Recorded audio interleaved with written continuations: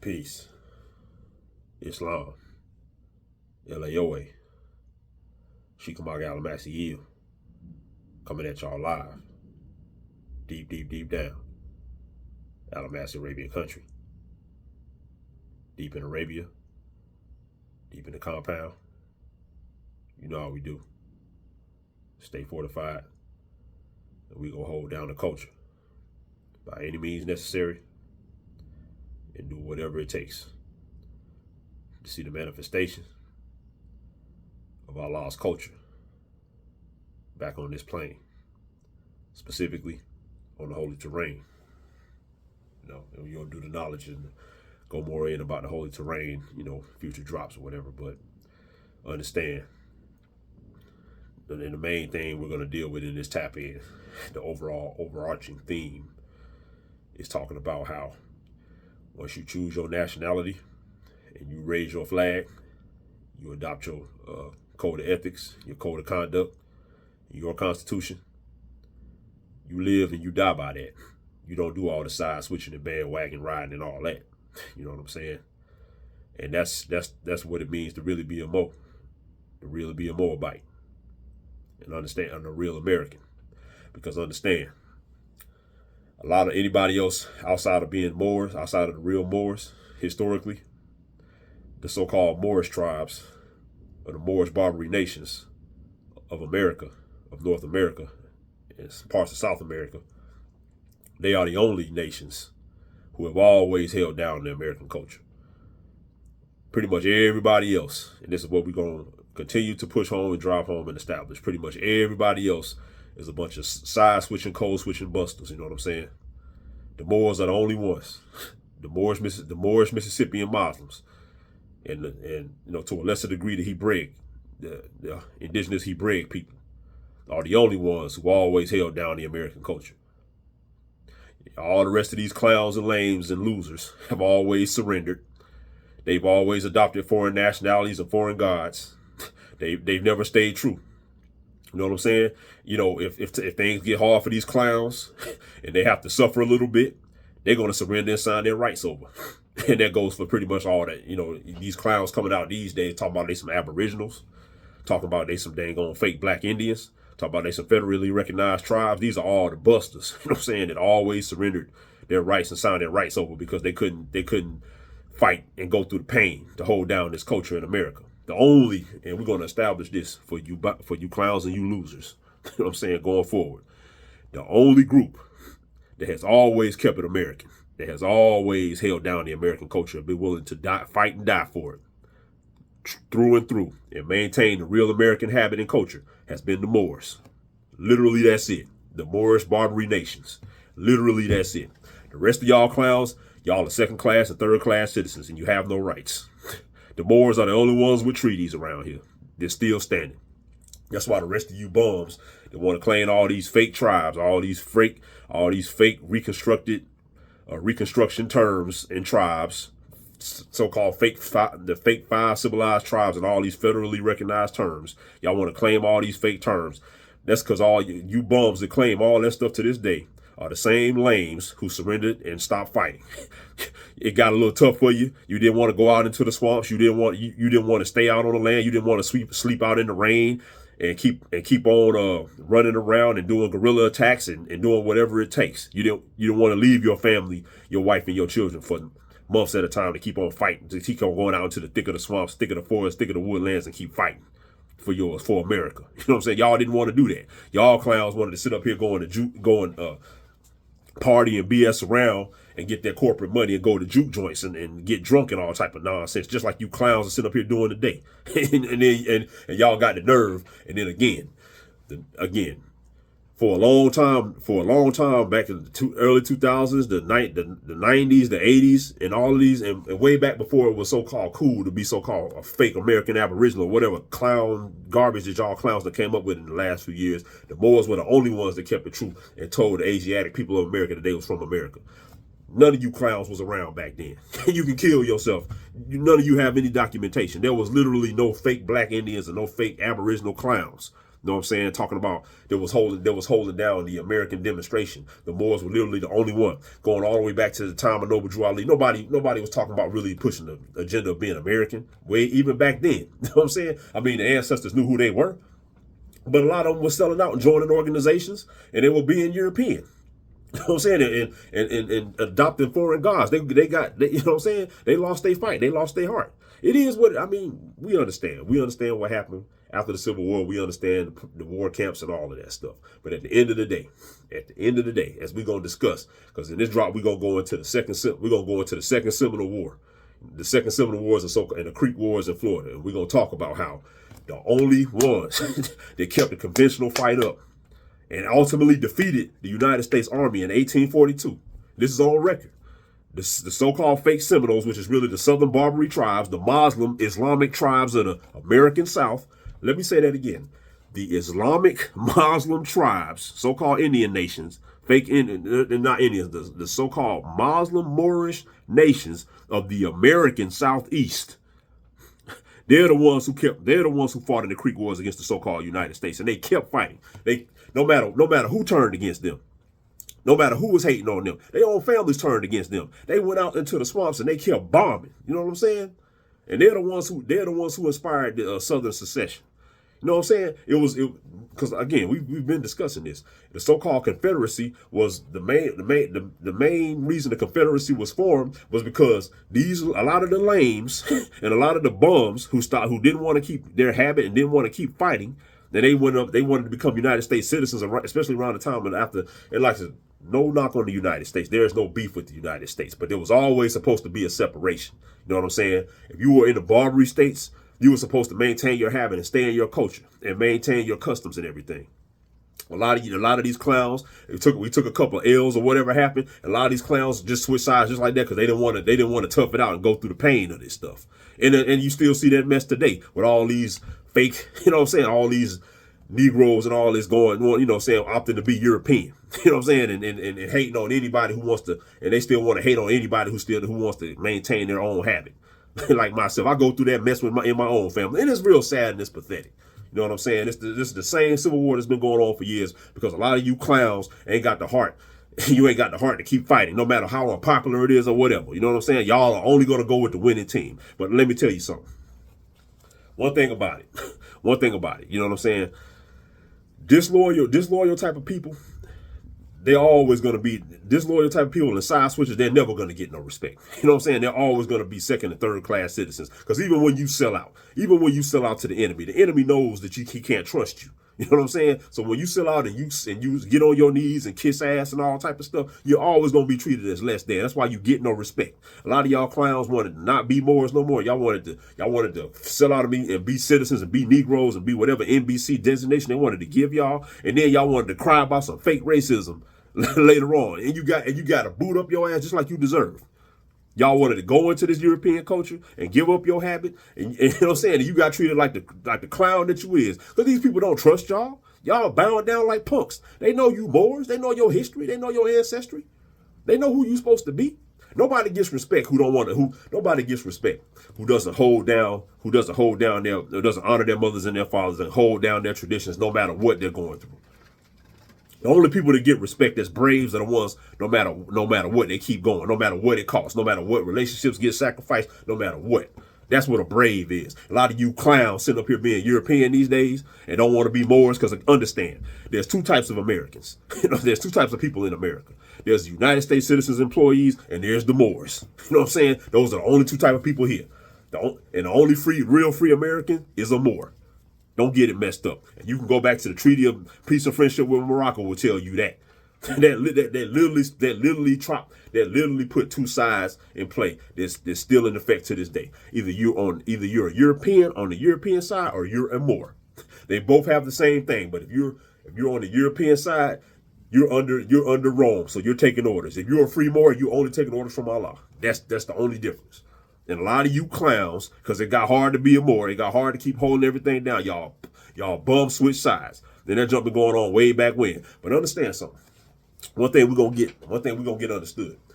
And you know, of course, a lot of information is coming out about the so-called Seminole Wars and all that stuff. In reality, the Seminole Wars was just an extension of the Creek Wars that went on in the South that started in around the War of 1812. You know what I'm saying? It just extended. Now, what they don't like to tell you is, ultimately, the Muslims actually defeated the United States Army in the Southeast. You know what I'm saying? They had to pretty much just let us be like we was in the South. You know what I'm saying? Because we kept fighting. And not only did we keep fighting, we inspired the people who sold out to want to reform the Confederacy. Because they saw that we wasn't bowing down and we kept fighting. They said, well, we need to be like them Moors, and we need to go ahead and bond. We need to go ahead and reform as the Confederacy and let the Moors take charge again in the South. But again, by the time they wanted to reform the Confederacy, it was too late. It was already too much infiltration, too many turncoats, too many fake people talking about they some abolitionists, especially up in East Tennessee and stuff like that. It was too late by then. That's why that's why you always stand on your square, no matter how hard it gets. Even if it takes you to sacrifice your own, martyr your own self. Your own blood got to be shed. It does not matter. You stick with it. And we're going to talk about, in this drop right here, we're going to talk about the Muslims in the South, the Barbary Muslims in the South, who no matter what, all through the mid 1800s, they kept fighting. They never gave it up. And ultimately they won. And they inspired all the clowns who didn't want to stay Muslim and keep fighting to want to reform, to want to take their turn at fighting. But again, it was too late by then. That's why it didn't work. You know what I mean? So yeah, we're going, you know what I'm saying, in this drop, we're going to talk about the Second Seminole War and how ultimately the Southern Barbary Muslims prevailed, because they didn't stop. Because no matter how unpopular they were, no matter how many people turncoated on these people, you know what I'm saying, they kept fighting. And they got respect. You know what I'm saying? To this day, the Seminoles are like the so-called myth of the Seminoles, because really there's no such thing as a Seminole. Let's get that out the paint. It's the Southern Barbary nations. You know what I'm saying? The remainder of the Southern Barbary nations and the Southern Barbary army is what fought the so-called fake Seminole Wars. It was really the Barbary Wars that went all the way up to really the 1865. You know what I'm saying? So in this drop, we're going to go into the so-called Seminole Wars. You know what I'm saying? In the Second Seminole War, you had the Seminole Wars the so-called Seminole Wars are really the Creek Wars, and they lasted all through the 1800s in the South. And it resulted in the so-called Creeks, which is the Southern Barbary Muslims, defeating the United States Army in the South. They like to tell you that they sent there were no so-called natives left in Florida, and all the Seminoles were left, and only a few stayed in Florida. Man, that's a lot of cap. You know what I'm saying? The same Asiatic people that was in Florida back then are the same Asiatic people that's down there now.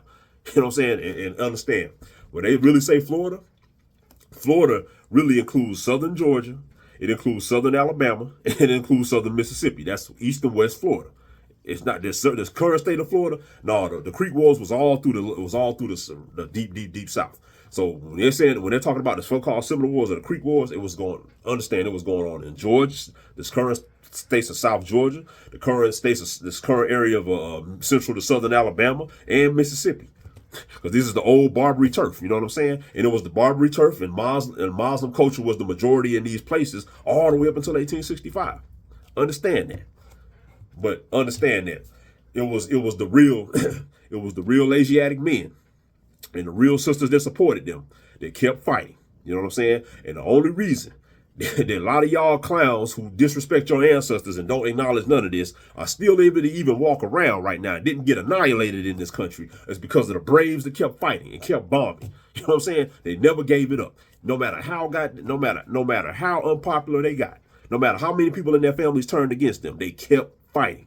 These are the people, and the only reason why a lot of you clowns are walking around right now, even walking around right now. Understand that. You know what I'm saying? Just had to get that out the paint, man, because it's just too much. It's just too many clowns out here. You know what I mean? They want to claim, they want to claim the culture, but they don't. They want to claim they want to claim Moorish culture. You know what I'm saying? But they hearts pump cool. They if you're not calling yourself, let's put it like this. If you're not calling yourself a Moor, or you're not claiming really the 5 of the 6, which is the Hebraic and the old Moorish American culture and the old Hebraic culture of America, if you're not claiming either one of those things, man, you and your ancestors' heart was pumping Kool-Aid. You know what I'm saying? You did not fight. Because understand, only the Muslims fought in the South. Only the Muslims kept fighting in the South. A lot of the rest of these clowns sold out because it got a little hard, it got a little tough. and I guess the propaganda against the so-called Muslims got so great. I was like, I don't want to be a Muslim no more. I'd rather just capitulate and assimilate. Just like a lot of you clowns are sitting out here doing now. Like I said, I'm even dealing with that in my own family, and it's just real sad and it's pathetic. You know what I'm saying? So check it out. So first, we're gonna get, of course we got the notes. We're gonna get into the Second Seminole War. Now, again, the Creek Wars will happen all the way up from 1812 all the way up to 1865. But we're gonna focus on the battles of the so-called Second Seminole War that happened between 1835 and 1842. We're gonna break down how ultimately the Southern Barbary states, the remaining Southern Barbary army defeated the United States Army in the so-called state of Florida right now in the deep South, right, in 1842. You know what I'm saying? And they helped inspire Southern secession, because again, the people who had switched sides in the early after the War of 1812 and wanted to go over to the United States and didn't want to be Muslims anymore and stuff like that. They saw how the Muslims were fighting, and they saw kind of what was being done to their own family members. These are the same people. You know what I'm saying? So a lot of these people are new United States citizens, but they saw the real men from their families, the people they would call the Pookies and the Ray Rays and the thugs now. You know what I'm saying? These people never stopped fighting. So they got inspired by these people. They're like, damn, our boys are still out there repping the Muslims and they actually winning and they actually keep fighting, man. You know what I'm saying? Like that's messed up. We need to go ahead and you know what I'm saying? When the war was over, it was like the so-called Civil War started about 10, 15 years later. You know what I'm saying? Because these people were inspired by the Muslims who did not stop fighting. You know what I mean? So check it out. So, all right. So one thing we're going to get out the paint before we actually go into the timeline of the Second Seminole War. And again, you got a lot of people out here putting out a lot of documentaries and all type of stuff trying to claim the Seminoles were some runaway black slaves and all this nonsense. Let's get this out the paint right now. For all of you clowns sitting out here making documentaries and putting out information about the so-called Southern Seminoles being black, we're gonna make a proclamation right now. The so-called Southern Seminoles and the Southern Creeks, these are the Southern Moorish Barbary Muslim nations. Only the Moors can claim the so-called Seminoles, can claim to be Seminoles. And let me tell you why. Let me tell you the main reason why only the Moors could have been the Seminoles. You know what I'm saying? They can only be Moors and they can only be Muslims. Because let's keep it a buck. People who call themselves so-called black, people who want to call themselves aboriginals, and people who want to call themselves whatever federally recognized terms. These people don't come from historic nations. You know what I'm saying?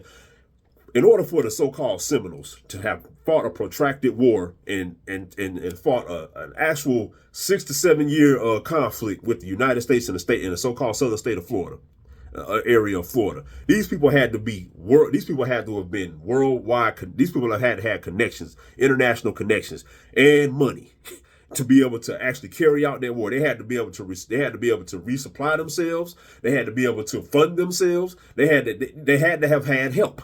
You know what I'm saying? Now, so-called aboriginals, there's no such thing as no aboriginal nation, especially back in the 1800s.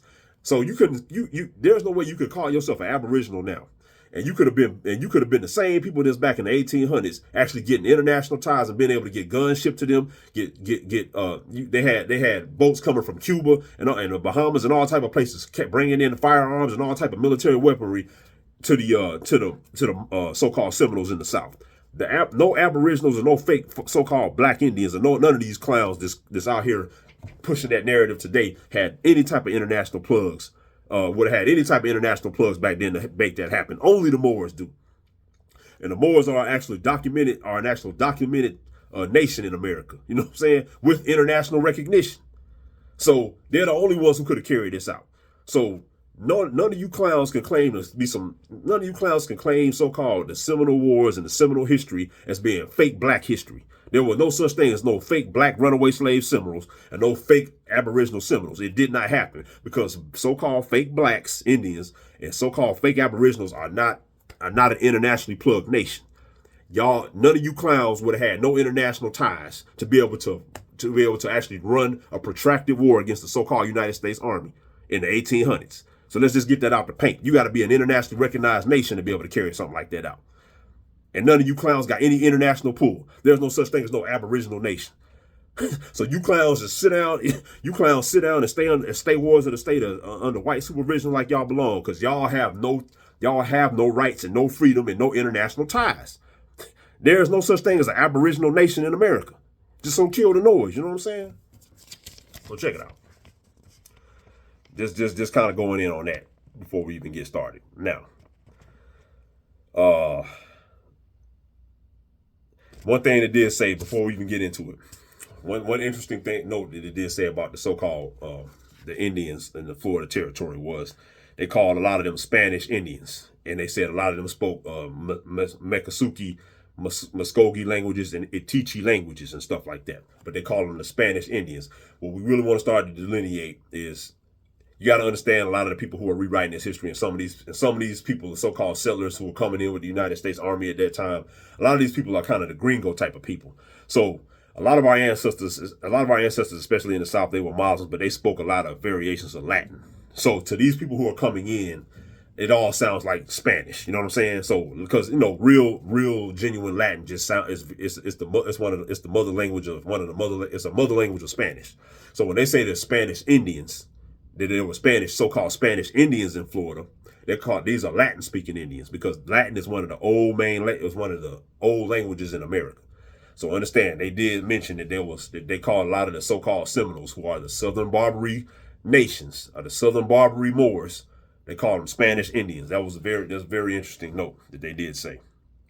So, and then another thing we want to establish is, again, understand, we keep driving this home. When the United States was formed after the Revolutionary War, the United States was literally on the old turf of the 13 colonies, and everything to the west of the Appalachian Mountains and south of the Altamaha River and really the Ocmulgee River was the Barbary states of America. Okay, so initially, the United States Army coming into these places and invading these places, they're always going to make this narrative about it being about so-called Indian removal and trying to get the Indians, the so-called Indians, which is the Moors, the Barbary Moors, and try to get them west of the Mississippi River so they can open up for settlement.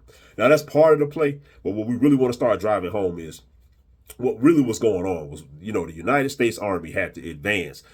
What they were really trying to do was to stop the Barbary states and the Barbary nations who had a policy of arresting, imprisoning, and ransoming off Christians. So they had to come into places like Georgia, so-called Georgia, Florida, current states of interior of Georgia, Florida, Mississippi, and all these places, specifically after the War of 1812, when we had new treaties.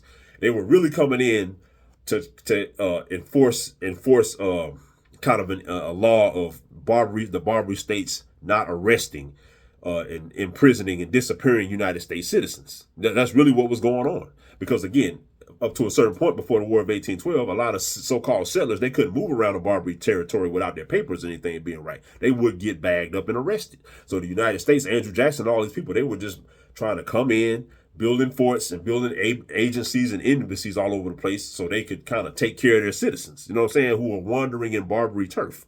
So the United States Army was really in Florida to enforce the laws and make sure that we weren't snatching up these Christians like that. And again, it's not just Christians, it's not just so-called Europeans. It's, you had a lot of these people who were melanated as well. If you were not a Muslim or Hebraic, or you weren't noble, or you weren't blood in with us, again, it was, we would more than likely would lump your head up. That's just how it was in the South.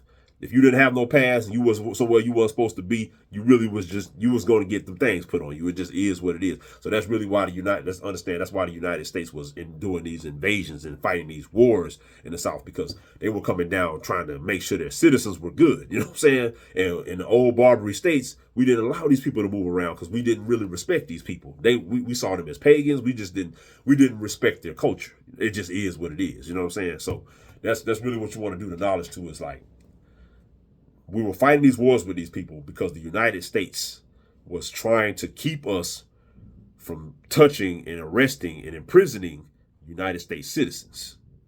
So again, so-called slavery and all this stuff, that's not the history of the Mississippian people. The Mississippian people had their own army. They had their own police force. We had our own Morris towns. We had our own jurisdiction. all through the history of this country. You know what I'm saying? So a lot of the slave talk and all this stuff, that had nothing to do with that. There's a history of that in this country, but the majority of it had nothing to do with the Mississippian people, because the Mississippian people are historically Muslims and so-called Hebraic or Hebrews. It is what it is. And these people with that demonstration, they had high status. They were the bosses. They had high status in the old culture of America. That's just what it was. So, you know what I'm saying? Just kind of doing the knowledge to that. Now, let's actually get into the big meat of the Seminole War, the Second Seminole War. Now, understand one thing. A lot of so-called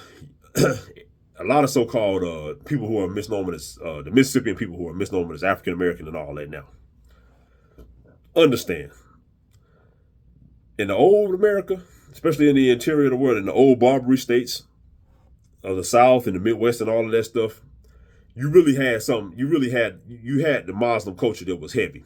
But understand, this culture operated like a mafia. You know what I'm saying? Like, so when you had like a so-called, when they say you have like a chief, or a chief is really a sheik. You know what I'm saying? A chief is just, the new term way of saying it, because these people don't really want to acknowledge Islam. But when they say a so-called Indian chief, it's really an Indian. It's really a Moorish sheik of a tribe. Now, the sheiks, when you think about a sheik, I want you to think about a godfather. I want you to think about a don. I want you to think about somebody in the old America who could snap his finger and get your head taken off. You know what I'm saying? These people were like the dons in old America. The sheiks, they really was like mob bosses. Understand? The so-called Mississippian man has never been able to really regain his status, in any aspect of realm of society. You know what I'm saying? Because the Mississippian man, the Asiatic man of America, is not dealing with Islam anymore. It's not dealing with his old Muslim culture. But understand, back in the old times, because and also everybody kind of every man of every nationality in America now kind of has his own little society where he can empower himself as where the men of the certain nationality of that group. Like say on the West Coast, you got the Mexican mafia. You know what I'm saying? You had the old Italian mafia of nothing. These were men of you had the old Jewish mafia or whatever in the modern times. These were the men of these collective nationalities. They were able to consolidate their power as men. You know what I'm saying? Under whatever demonstration of nationality, they were able to do it. But the Mississippian man has not been able to do that since 1865. You always had your little outfits and syndicates, but they were never able to maintain their sovereignty and able to do business without some other nationality kind of having some type of high position of supervision over what they were doing. That's because, again, the old Barbary Muslim culture was kind of outlawed. So the only way that the Asiatic Mississippian man can regain his ability to gather as men and consolidate ourselves and empower ourselves as men is through the Muslim culture. Because understand, it was an old Muslim mafia. So when you go down to Florida, they talk to you about these Seminoles and what they were doing in the Creeks and the so-called Choctaws and all these people who had all this power in the old South and the Midwest and all that. I want you to think about it as the Muslim mafia. You saw Mississippian men consolidating themselves as powerful military men who could get you taken out like that. You know what I'm saying? So that's really what's missing with the Asiatic Mississippian men. I want you to think about the old American Muslim mafia. That's what it was. Again, all that stuff got outlawed especially after 1865. But the Mississippian man, until he reconsolidates himself and re-empowers himself in the demonstration of being a Muslim, you're always going to be second fiddle in this country. It is what it is. So that's just, I just wanted to kind of get that out the paint. So now, in the Second Seminole War, again, it happened between 1865 and 1832. Now, it kind of started off when we know the history of the Creek Wars in the South. We understand what was going on with that. But the so-called Second Seminole War, you had the First Seminole War in the late 18 teens or like around 1818 or whatever, and that was kind of ended up in a stalemate. But the so-called Seminoles, which are the Southern Creeks and Southern Barbary tribes, largely remained in Florida after that. But you had, President Jackson, he came in around 1830 and they passed around 1828 or something like that, and they did pass the Indian Removal Act in 1830. Now, understand, they're gonna give you they're always gonna give you the understanding of the so-called Indian Removal Act, just being about moving so-called Indians west of the Mississippi River. But we really want to drive it home and break down that the so-called Indian Removal Act, all it really was about because the majority of the people who were misnomer as Indians are really the Southern Barbary Moors or whatever. These people stayed right. The majority of these people stayed right where they are in the South. That's why they're still in these places to this day. If you travel through mid South Georgia, Alabama, Mississippi, and all these places, the same people who were the so-called Indians and Moors back then are the same people who are still in these places now. Don't get it messed up. Most people stayed. But the Indian Removal Act really was about, they wanted us to dissolve the old Barbary Muslim governments in these places. And that's essentially what it was. And you could move west at the time, because again, Morocco was everything west of the Appalachian Mountains. So it was all Morocco, all the way to the west coast. So we had jurisdiction. The Sultan and everything had jurisdiction over all of that. So they pretty much divided the United States east and west of the Mississippi River. So everything west of the Mississippi River back then, you could go back over there. You could go over there and still have your Muslim demonstration over there, largely. But they wanted, essentially, Andrew Jackson and the Indian Removal Act and all of these things, they wanted all Muslim Barbary governments east of the Mississippi River essentially dissolved. You know what I'm saying? So that means Muslim law was not going to be in effect pretty much anywhere east of the Mississippi River. That's all it was about. So most people stayed. Not like they say, oh, they moved the majority of the so-called Indians west. No. It's a paper genocide. All it was if you were willing to dissolve a Muslim government in your territory, your town, or whatever, you just essentially became a United States citizen. You changed your name, and you just, instead of being Ochiwa or something like that, you now your name was James Tyler. It's not that deep. It's just that simple. That's all the Indian Removal Act was. If you wanted to stay under a Barbary Muslim government, you had to go. They wanted you to move west of the Mississippi River. That's literally it. Most people stayed. They stayed right where they was at. You know what I'm saying? Because they wanted to keep their property, keep their plantations, keep whatever they had. You know what I mean? So it's really not that deep. You know what I'm saying? So what happened in Florida was, again, they wanted the Barbary government in the current state of Florida, South Georgia, Alabama, and everything. They wanted it dissolved. Andrew Jackson wanted all of that dissolved because it was still going strong before the Indian Removal Act. Nobody really went nowhere. You know what I'm saying? They wanted us to dissolve all these things and let everybody we arrested, all the so-called Europeans and Christian slaves. They wanted us to dissolve our government and let everybody go, let everybody free who we had bagged up, arrested. You know what I'm saying? In all these years, we had to let them all go and let them be free and let them be able to own land and all that stuff. And a lot of our people just was not trying to go for that. You know what I'm saying? It is especially in the South. You know what I'm saying? So, what they did was, the so-called Seminoles, which are the Southern Barbary nations in the current state of Florida, in Alabama and everything, they met up with Andrew Jackson and they did the so-called Treaty of Payne's Landing in 1832. Okay. Now, what the Treaty of Payne's Landing did in 1832 was it gave the Seminole, the so-called the Barbary Moors in Florida, it gave them 3 years. If they wanted to maintain and stay Muslim and stay their culture and stay under a Muslim government, it gave them 3 years to leave Florida. You know what I'm saying? And a lot of them, they said a lot of the sheiks, they signed the treaty, but a lot of them didn't, because again, it's a confederacy. So there's no one sheik is really telling everybody else what to do, because America is a confederacy. That's everybody's supposed to handle themselves under God. There's no like supreme leader nowhere. You know what I'm saying? In America, that's just not how it is. You know what I mean? So, they did the Treaty of Payne's Landing in 1832, and they asked the Seminoles to move, but ultimately, the Barbary Moors of Florida, Alabama, they basically told Andrew Jackson to go. No, some of the sheiks signed it, but most of the sheiks in the so-called current state of Florida and all that, they told Andrew Jackson to go to hell. You know what I'm saying? They was like, man, we ain't going nowhere. This is our turf. Like we Muslims, and we staying right here where we at. This is a Moorish paradise down here in Florida. You think we giving all that up and to go to some damn Arkansas, some Oklahoma, some, you know what I'm saying, some foreign land? We don't, y'all can't tell us what to do. We Muslims, basically. So he said the Seminoles refused to the Seminoles refused to leave in 1834, and one of the main sheiks, you know what I'm saying, this is how you know.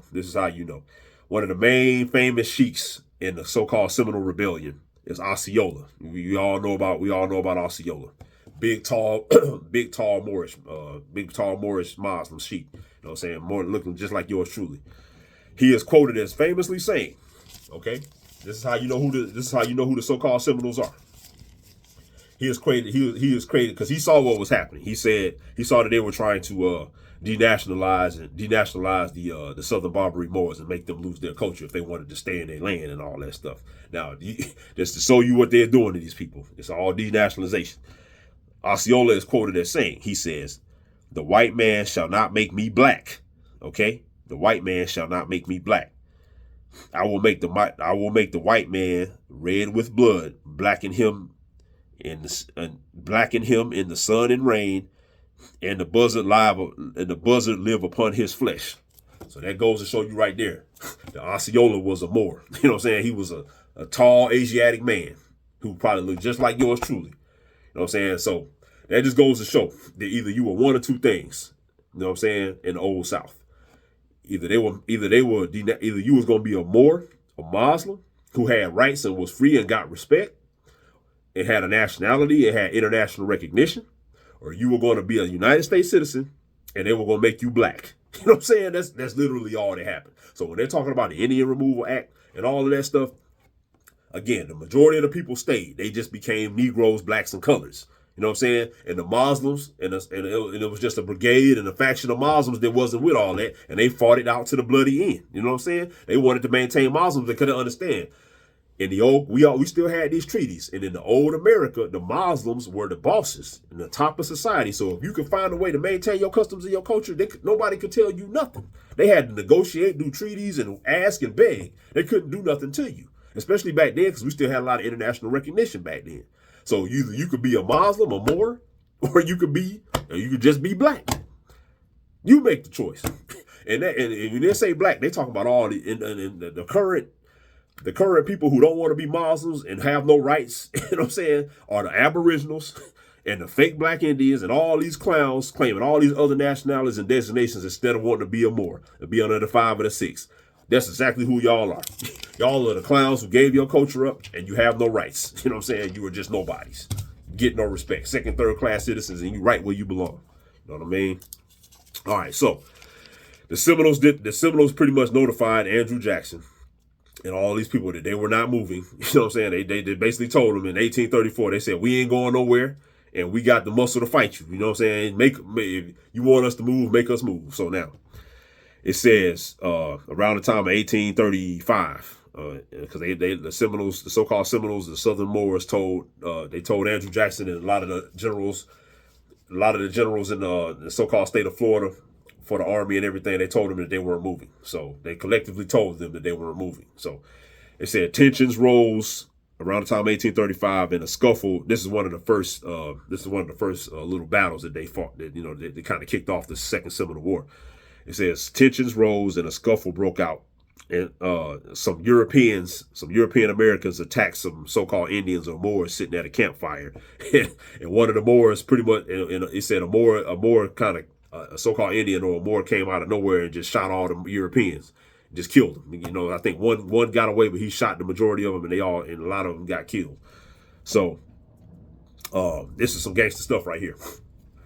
Now, pretty much when that happened, that was kind of the point of no return, because it was like it was gang with these people. It was like, y'all kill one of ours, it's on. Oh, you kill one, and to them, the Southern Moors were like, you kill one of ours, it's on. You got to pay for it. You know what I'm saying? It's just gang. You know what I'm saying? So it didn't take much. It didn't take much to start a war back in those days. The tension was already high. You know what I'm saying?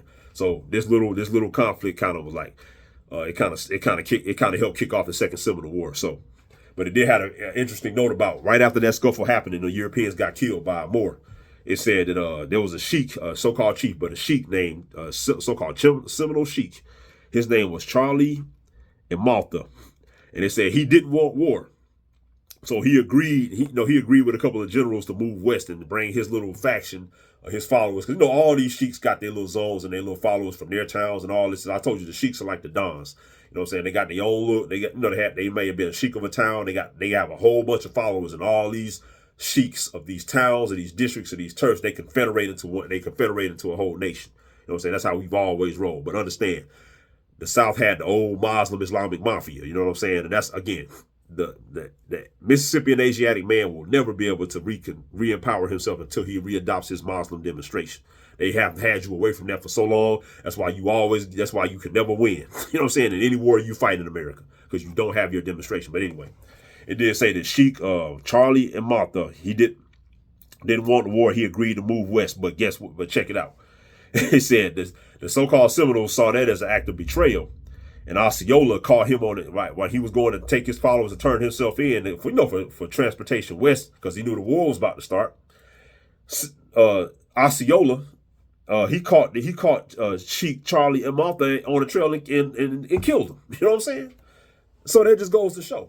And this is why a lot of the lames wanted to become, even back then, especially after the War of 1812. This is why a lot of the lames that are still in the community today, they wanted to sell out and become so-called United States citizens and give up their Muslim culture. Because understand one thing, it was gang back then. You know what I'm saying? It was your word, your bond, your honor. Betrayal and being disloyal was going to cost you your life. You know what I'm saying? In the old Muslim culture, all you had was your word. You broke your word, it might cost you your life. That's just how we used to live. You know what I'm saying? It was just real like that.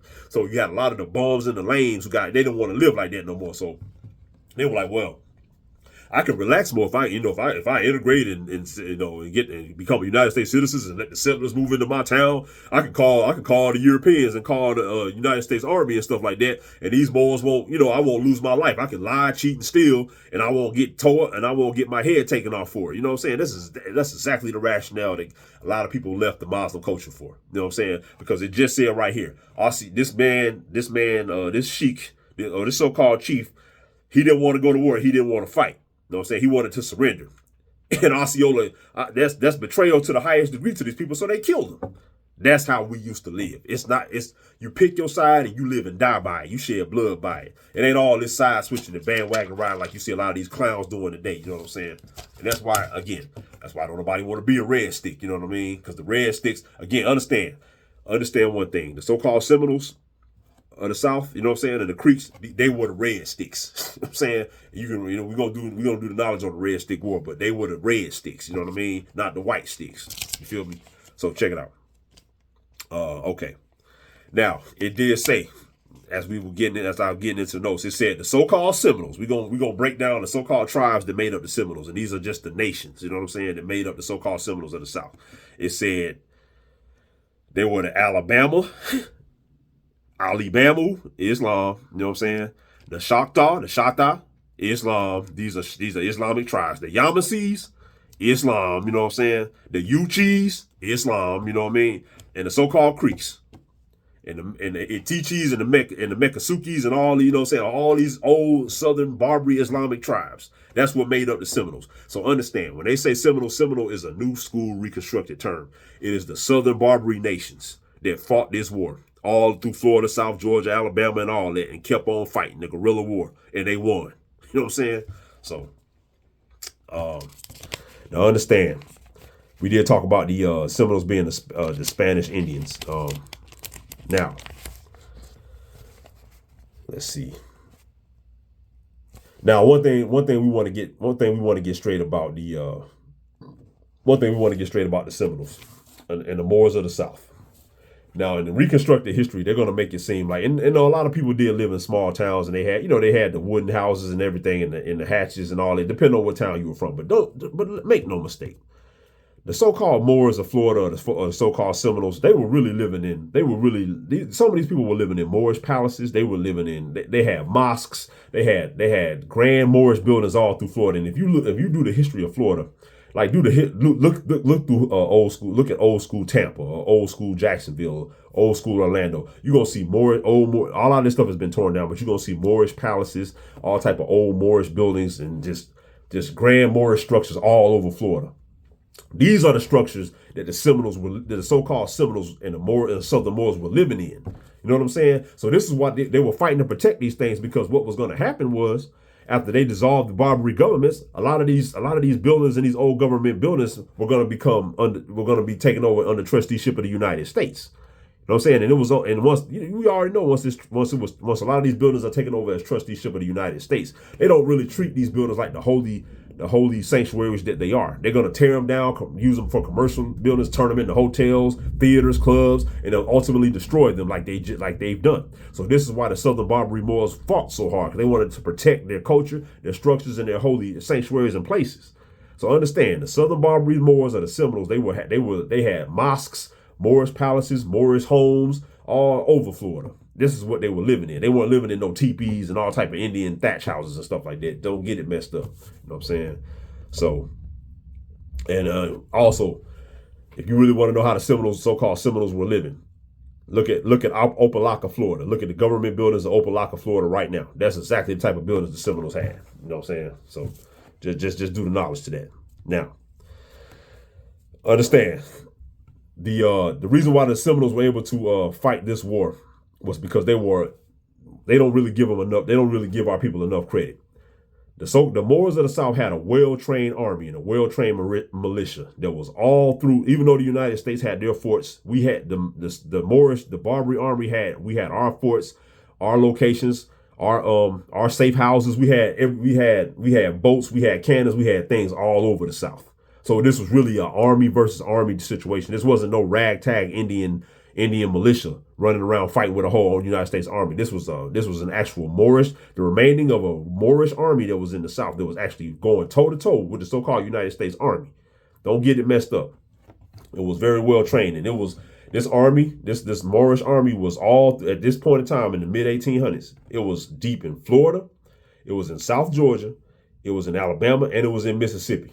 You know what I'm saying? So you were seeing Southern Barbary Muslims with their own little fortifications, their own military installations all over the South. You know what I'm saying? So this was not no Rudy Poo stuff that was going on. Now, okay. Now, again, Andrew Jackson gave the ultimatum to the Moors to dissolve the Barbary government in 1834. They told them no. So what ended up happening was, actually the so-called Seminoles struck first because Andrew Jackson essentially sent the note down and told his generals to tell the Seminoles that either they were going to move or the United States Army was going to force them to move. So it was like it's on site. If y'all ain't out of here in a certain amount of time, it's on site with y'all. So, of course, we gangsters. So the Seminoles was like, nah, we like, oh, we gonna bomb first then. Bomb first, like Tupac, you know what I'm saying? So they was like, okay. The Barbary Moors began, the Seminoles began an offensive in 1835.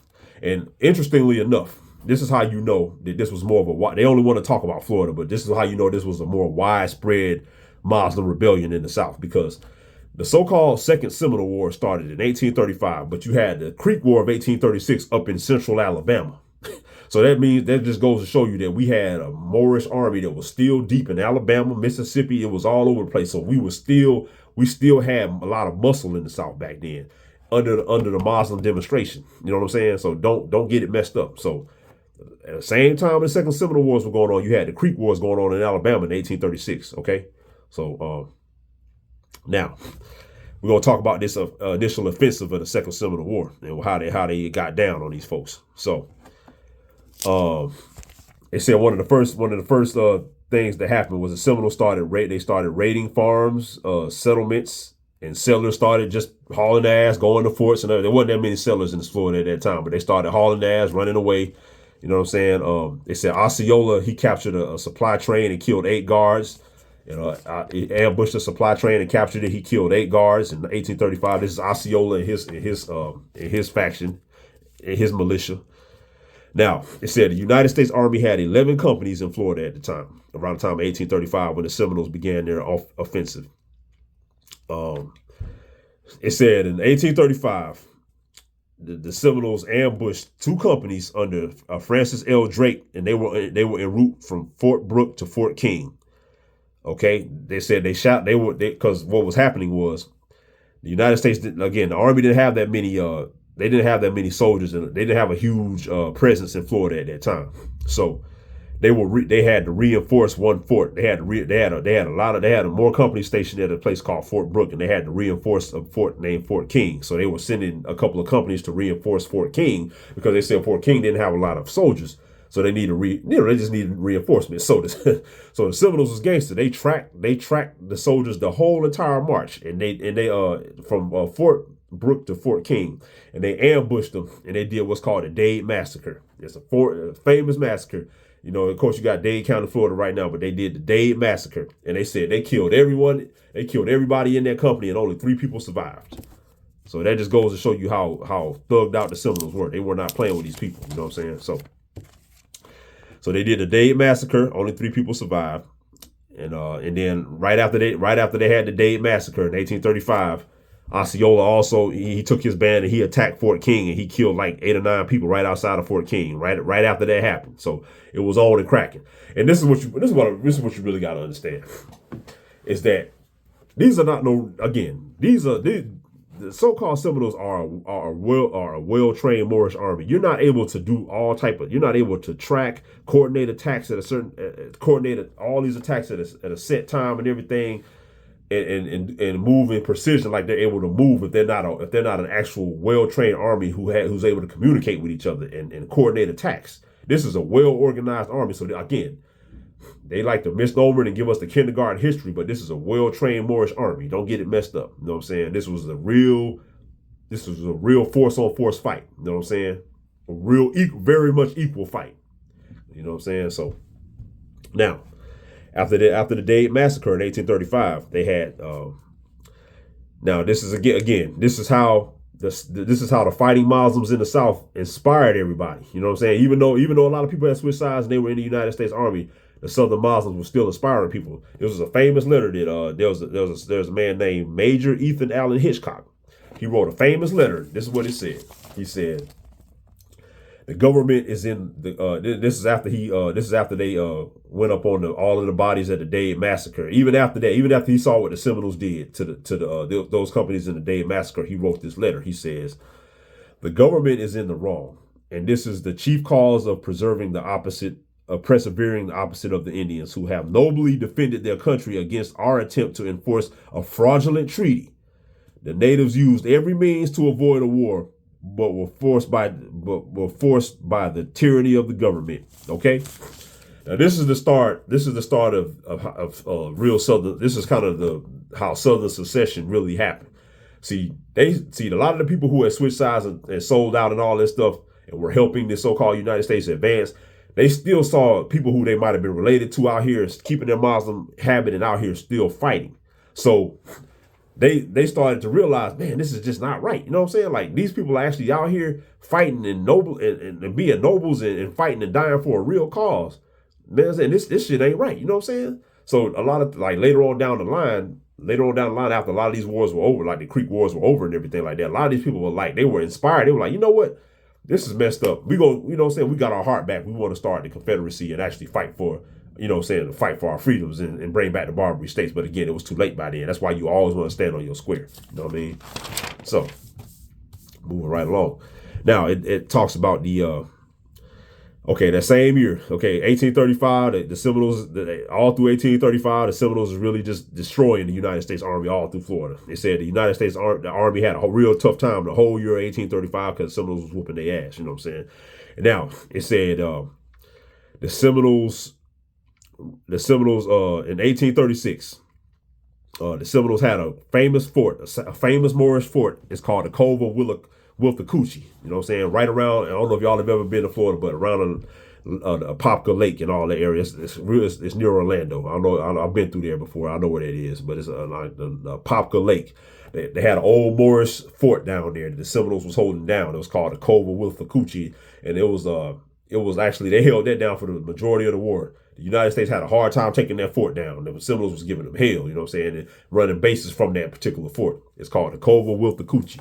All right.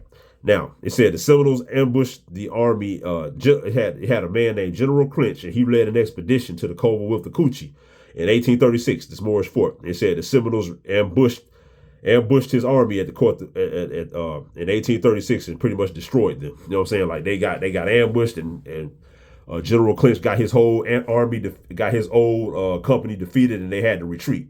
This is 1836. Now, it also said after Clinch got defeated, They hired another. They brought in another general. His name was General Gaines, and he sent an expedition that same year to Cove Wolf the Coochie, and he got destroyed. So they keep sending these expeditions to the same place, and the Seminoles are just destroying them. You know what I'm saying? Like he had to retreat. Now they had he got relieved of duty. Then they had a man named General Scott, and he sent an expedition also to the Cove Wolf the Coochie. So this is 3 separate expeditions in 1836 against the same place, and they all got defeated. You know what I'm saying? Again, the Seminoles were not no Rudy Poos. Okay. Now, it said all through 1836 also, as they went through 3 different generals and sent 3 different expeditions that got defeated in the same place. Okay. They said the Seminoles attacked U.S. forts all over Florida, such as Fort Cooper, Fort Alabama, Fort Barnwell, Fort Drane, and it ultimately caused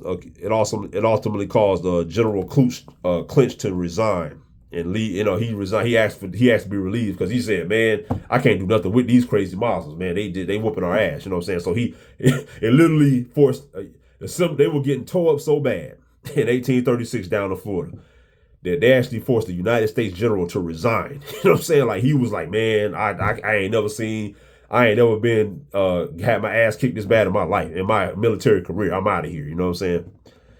It also said that because the United States realized that it was going to be a long protracted war, Congress approved $1.5 million, which is a lot. This is the 1800s. Approved $1.5 million.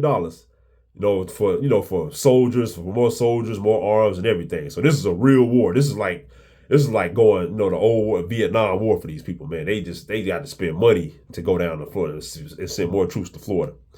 Okay, now it said after again they took so many losses in 1836 that General Clinch resigned, and the United States, actually the Army actually retreated from a lot of places in Florida, and they said it got so bad that they had to call up the Florida government, the Florida governor, to take command of the U.S. Army, to take command of the state militia, and started to try his hand at doing expeditions against the so-called Seminoles because the United States Army was taking so many L's. You know what I'm saying? So it said Governor Call, he sent another failed expedition. So this is the 4th failed expedition to the Cove Wolf the Coochie in 1836. But they said him and his militia got down there, and they tried to ford the river because they didn't really understand the country. They didn't really understand the terrain that much. You know what I'm saying? So they were kind of in foreign territory. They said they tried to cross the river, but the Seminoles were shooting. They were taking out everybody who got on that river. So they were literally sitting on the other side of the river, just sniping any U.S. soldier or any American that came on the river. You know what I'm saying? And then ultimately he had to retreat. So that's 4 failed expeditions in 1836 against the same Moorish fort. You know what I'm saying? In Florida. Again, the Barbary Moors are not no joke. You know what I mean? So, and again, they don't hate you now for no reason because your ancestors was whooping ass. You know what I mean? Okay, so they also said the Governor Carr had the Battle of Wahoo Swamp, and they got tore up. They got tore up by the Seminoles in that battle. So this is all in 1836. Now, after Governor Call of Florida, the governor of the Florida Territory for the United States, after he got beat down by the Seminoles, he was relieved of duty, and they brought in famous General Jessup. Okay, this is around the end of 1836.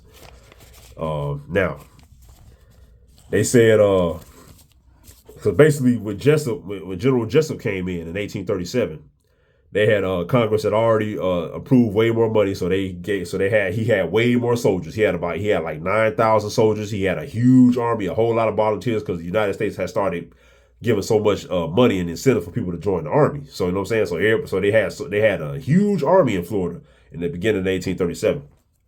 So they said all through 1837, he was turning the tide of the war a little bit just due to sheer numbers. You know what I'm saying? They said a lot of Seminoles were captured. A lot of Seminoles were captured and surrendered in 1837, and again, Jessup came. He had a 9,000. He had an army of 9,000 deep. One thing Jessup was doing that was considered dishonorable, and a lot of people were kind of getting on his. He was kind of getting disrespected for it. What he was doing was he was tricking a lot of the Seminole Sheiks into surrendering. He was calling them in to negotiate. He was putting out the word that he was willing to negotiate treaties and treaties to move west and everything. And he was kind of, he was like, we're willing to talk about peace and everything. He was getting Seminoles, he was getting Moors to come to forts and try to do negotiations. But what he would do is, as soon as they would get there, he would have them all arrested. You know what I'm saying? So he was tricking a lot of people and making sheiks come and to do negotiations for peace. And he was tricking them and arresting. That's how he ended up catching Osceola. And Osceola was like one of the main Moorish generals in that army. He was tearing the United States Army up with his faction. So he ended up catching Osceola that way. Saying he had him tricked and arrested, and Osceola ended up dying. They said they imprisoned him in Fort Moultrie, I think, in South Carolina. He ended up dying like 6 months later. Telling what they did to him. So, but he said Jessup again. They kind of sweep through Florida, so they were capturing and killing a lot of Seminoles. They were kind of turning the tide of the war a little bit. They said he had tapped a Miccosukee leader named King Philip, and he attacked Uchee Billy. And he was able to trick King Philip's son, Coacucci, to surrender, to come in for negotiations. And he tricked him and captured him. So he was just doing dirty tactics, what I'm saying? And just and a lot of the other soldiers and everything were calling him they were kind of calling him dishonorable for doing that. You know what I'm saying? Because that's just not an honorable way to conduct a war. You know what I'm saying? So that's what Jessup was doing. But they said what happened was, even though Jessup was, he was kind of making progress and capturing and killing a lot of Seminoles just due to the sheer number of his army. They were able to do a lot of sweeps, burn towns, and come through. They said what Jessup did, because he captured so many Seminoles in 1837. He kind of thought the war was going to wind down. You know what I'm saying? So a lot of soldiers were getting relieved of duty and kind of being sent elsewhere, and they had the Panic of 1837, so a lot of the funds were kind of drying up that year. So Jessup kind of like he scaled down the intensity, and a lot of his enlistees' terms were up and everything. But what ended up happening was the Seminoles turned back up in 1837. You know what I'm saying? Like he thought it was over, but the Seminoles actually launched a new offensive later that year, and they kind of caught Jessup off guard because he thought he was winning. You know what I'm saying? So again, that just goes to show our people, you know what I'm saying, we just don't be playing. So it said Jessup ended up he had a couple of generals under him, Zachary Taylor and another general whose last name was Hernandez. They actually did an offensive to Lake Okeechobee. You know what I'm saying? And everybody knows about Lake Okeechobee in Florida. They did an offensive because they knew that they knew there was a large amount of so-called Seminoles down around that lake, fortified and dug in around that lake. So they tried to do an offensive down there. You know what I'm saying? They tried to send a whole, they tried to send a brigade down there, a bunch of platoons down there to fight, to catch contact with the Seminoles. You know what I'm saying, and get them up out of there. So they said they had a battle at Lake Okeechobee, and the United States Army suffered 40% casualties at that rate, and only about 12 Seminoles died. So they said that the companies that went down and fought the Battle of Lake Okeechobee in 1837 suffered 40% casualties. That's almost half of them got killed by the Seminole snipers. And they don't talk about how them Seminoles, how expert shooters the Seminoles were. A lot of the training the so-called United States Army has now, as far as sharpshooting and expert shooting and sniping and all that comes from them old Moorish Barbary sharpshooters. I mean, if you're able to sit down there and make a well-trained U.S. military suffers 40% casualties due to your sharpshooting capabilities, I mean, that just goes to show who the real military military masters in old America were. You know what I'm saying?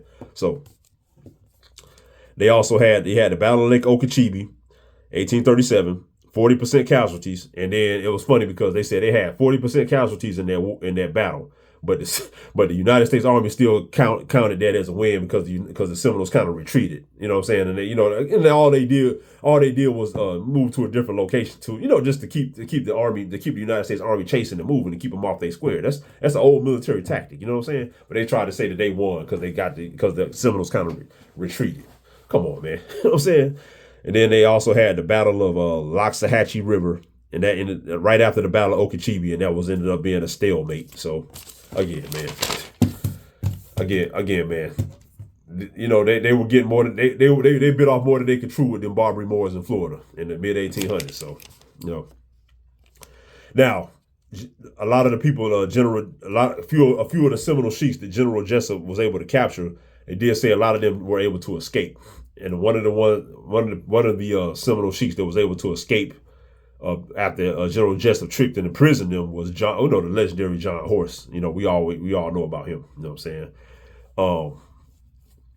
Now, it did say in 1837. We just going through the timeline of the Second Seminole War. So it did say the fighting died down around the summertime of 1837. It wasn't as intense. But it did say that you had a Sheik Tuskegee, and Halak Hadjo. What they did was they proposed a new border. They proposed a new border, a peace treaty, and a new border to General Jessup. And it was basically going to be around the area of Orlando. Everything to the south of Orlando would have been just Barbary territory. And they said they would leave the settlers alone and let them kind of come into North Florida. You know what I'm saying? And they were just having their whole little situation to the South Florida, and they were kind of just wanted to be left alone. And this is what it was. So they said when they proposed that to General Jessup, he said General Jessup was so tired of fighting at that point. And understand, General Jessup had only been fighting this war for a year. He was already worn the hell out. That's how bloody it was. You know what I'm saying? That's how bad. That's how hardcore the Barbary Moors was whooping ass down there in Florida. You know what I'm saying? So they said Jessup was so tired of fighting that he agreed to that treaty to basically have a border in Central Florida. Everything to the south was Barbary territory, and everything to the north was kind of just okay for settlers to start moving around in. But he said Jessup sent a proposal to Congress, and but the Congress rejected it and said they told him to continue the war. You know what I'm saying? And these people are bloodthirsty. You know what I'm saying? So they know because they want the whole land for industrialization. So they want the Muslims out the paint. That's just always been the place, the Crusades. You know what I'm saying? So they did say that. So they told Jessup to keep fighting, but they said he ended up stepping down in 1838. So this is about 5 or 6 generals in literally 3 years. No. In 3 years, the United States Army has literally gone through about 5 or 6 generals in the Seminole War. You know what I'm saying? This is, again, man, I don't think a lot of y'all understand how gangster your ancestors were. And again, why you get so much hate. We ain't never been no washing and praying people. You get a lot of hate because your ancestors fought so hard and bloody in this country to preserve, so you can still be walking around right now. And a lot of y'all fail to honor your ancestors. Y'all fail to give them props for what they really did and their proper demonstration of being Muslims. You know what I'm saying? So Jessup stepped down in 1838, right? Now they said General Zachary Taylor, and I believe he was a future president, but General Zachary Taylor, he took over the command after Jessup was gone, and he basically what he did was it was pretty much a stalemate at that point all through Florida. So they said that what his strategy was he wanted to kind of defend North Florida. You know what I'm saying? Because he said South Florida is just too dangerous. Like we keep going down there and getting towed up and getting destroyed. So and it's too swampy. It's just the Seminoles know the land too well. Going down there is just there's no point. You know what I'm saying? Not right now. So they said he said he had a reduced army. General Zachary Taylor, when he took command in 1838, he had reduced forces. And what his strategy was he tried to kind of defend North Florida, like the Tallahassee area, the Panhandle area, that whole area, and kind of just keep settlers safe. But it was to no avail because, again, the entire state, the entire place of Florida was still majority Mississippian. It was all us down there. You know what I'm saying? So even in North Florida, they said the Seminoles were still raiding, they were still bombing, they were still kidnapping, they were running up on settlers and disappearing them and doing all type of stuff. All in North Florida, all through Florida. They literally, the U.S. Army literally was having zero effect besides just they were going in there killing, robbing, you know what I'm saying, and just, you know, doing what they do. You know what I'm saying? But they literally were having no effect on the fight. The Seminoles were fighting just as hard and just as effective in 1838 as in 1835, even with all the killing and all the losses they were taking. You know what I'm saying? So they said that they kept raiding. They said it had a lot of killing. All of a sudden in 1838, they had a lot of killings of settlers in Tallahassee, because Tallahassee is an old Moorish town, so it's our town. So of course, you know, when people are out there, they just getting towed up. And they had killings of settlers in Tallahassee, so that kind of made, you know, that made the Army kind of concentrate in North Florida. And they did say they sent John Ross, the legendary side switcher John Ross Cherokee. They sent him down there in 1838, and they said this is how you know the so-called old school Tasalagia Cherokee and the so-called Creeks and all these people are pretty much the same people. You know what I'm saying? Because why would they send them down there to convince them? And you know, the Tasalagia John Ross, you already know that his family is old Muslim family, but he was in assimilation that he converted probably to Christianity or whatever he did. You know what I'm saying? So, but you know, when these people first transferred over, they had a lot of power in the newly formed United. You know, they were kind of big dogs in their territories in the newly formed United States.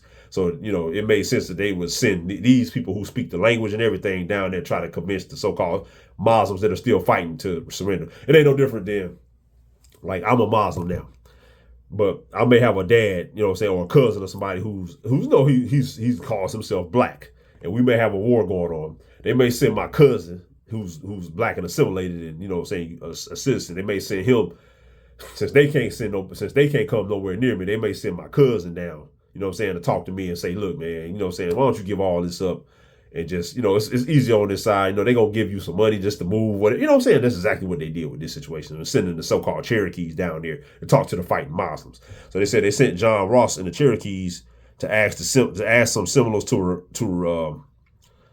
surrender, but John Ross didn't like what Jessup was doing, because Jessup, again, he was inviting so-called Seminoles to peace negotiations, and then he was having them arrested. Because he said John Ross told Jessup told John Ross, he said, if any Seminoles come here, I'm arresting them. I don't care what I said. I don't care if I told them they were going to be peaceful and I wasn't going to touch them. I'm arresting them. And they said John Ross got mad. You know what I'm saying? He was like, no, that's not cool. You know what I'm saying? But what rights did he already, people like John Ross had already signed their rights over, so they can't do anything. This ain't no different from the fake lames crying now about some fake racism, but their ancestors and they done signed their rights over and they want to be all integrated in the system, but they want to complain about getting treated so bad. You know, it's the same nonsense that was going on back then. You know what I'm saying? That's why, again, it's better to just stand on your square and fight for yours. All right? Now, moving right along now. It said, this is a long one, but we really want to go in on this. It said the war support dwindled in 1839 because it was just, it was just taking too long. A lot, you know how people how the United States, how the American people are. If it ain't gonna be a quick thing, they don't. A lot of people here don't like long, bloody, drawn out conflicts. That's just what it is. So it said in 1839, war support was starting to dwindle with the so-called United States population. So Martin Van Buren, he negotiated a new border treaty with the Seminoles, which was essentially the same border that Sheik Tuskegee and them proposed earlier. It was kind of in the middle of the state, the so-called state. You know what I'm saying? And they said they were going to leave the Seminoles who stayed in South Florida alone for the time being. You know what I'm saying? And it kind of essentially said that, we'll eventually get them up out of there when we need that land, we get more immigrants and stuff in here. We'll deal with them later. That's essentially what the president said. But right now we can't deal with these people because they whooping our ass. You know what I'm saying? And we don't want to keep sending people down there to get killed by these crazy Muslims. You know what I'm saying? So, but it said that didn't work because, again, the Seminoles, the Muslims, the Barbary Moors in the South, man, they don't care. So I'm saying, so they saw that as weakness. They said they set up a trading post right on the new border, because they actually signed the treaty and everything, but some of the sheiks signed that treaty, but they set up a new border on that. They set up a new trading post on that border, kind of so they can do business and kind of mingle or whatever you know what I'm saying, in exchange goods or whatever. But they said they said the Seminoles came in and burnt down their post and killed everybody there and just kept the war going. So they was like, man, the hell with that, man. Y'all weak. We go, you know what I'm saying, y'all ain't we running y'all up, you know what I'm saying, we gonna show y'all who the bosses is down here in Florida. You know what I'm saying? That's basically what they did. So after that, the treaty was off and the war continued. So they said they had a new general they hired because Jessup quit. You know what I'm saying? So like I said, it's like the sixth general in 3 or 4 years. They said they began a new offensive by General Armstead. And it said, interestingly enough, all through this war, one of the side notes is they had to use black Seminole interpreters all through the war. So they literally had, so they're telling you right now, you know, the phenotype of the so-called Seminoles. They had to use black interpreters. You know what I'm saying? All the so-called Seminole interpreters for the United States Army were blacks. Come on, man. You know what I'm saying? Let's just keep it a buck. You know what I mean? All right, so they did a new offensive, and interestingly enough, and then again, we've already been driving it home that the United States, the current prowess of the United States Army comes from the old Moroccan Army. They learned all their tactics from the Moors, the American Barbary Moors, teaching them how to fight. You know what I'm saying? Like that's just what they had been here so long. They had learned all these tactics. So they said that the U.S. Army in 1840 they had to do a whole retraining program in swamp warfare tactics. And they said, you know, they had to start drilling their soldiers differently and everything to send them down to Florida. And then they had, they said they tried to use bloodhounds to track the Seminoles, but that didn't work. You know what I'm saying? Because the bloodhounds didn't know how to track through the swamps and everything like that. So they were just throwing everything against the wall to see if it stick to get these wild Muslim fighters. You know what I'm saying? Like these are some Rambo Muslims. You're only gonna have your superpower under your right demonstration. You know what I'm saying? And that's why everybody don't want you to be a Moor. You know what I'm saying? Because it comes with a type of a superpower that people don't want you to have. You feel me? All right, so they did say in 1840 they had a real crazy battle down around the area of the Florida Keys. They had a place called Indian Key, and I guess they had some settlers down there. But the Seminoles ran up on Indian Key. They killed all the settlers there. And then they said the United States Navy tried to reinforce and send some barges, send some naval ships back out to Indian Key to reinforce, to reinforce the soldiers that were on Indian Key. Man, they said the Seminoles took over the cannons on Indian Key and blew every single ship out of the water. You know what I'm saying? Every single U.S. Navy ship that came up to Indian Key got blown out of the water. You know what I'm saying? Because the Seminoles took over the cannons, and that just goes to show that these were not no Rudy Poo so-called fake Indians. These were well-trained Moorish military men. These people knew how to use cannons. They knew how to use high-grade military weaponry. They were not no Rudy Poos. You know what I'm saying? You had the Moorish military, what was left of it at that time, and you had the United States Army. They were both kind of, even though the Moorish military had dwindled through so much fighting over the years. You know what I'm saying? We didn't, you know what I'm saying, and the U.S. Army had a constant replenishment of new people coming and immigrants coming, so they were just a growing army. But don't get it messed up as far as the training and the weaponry and everything. It was on equal footing. Don't get it messed up. You know what I'm saying?